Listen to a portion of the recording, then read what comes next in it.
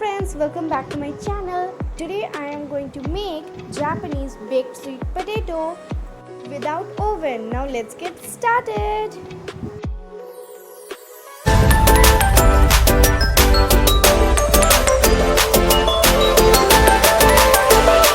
At first put salt in the pressure cooker.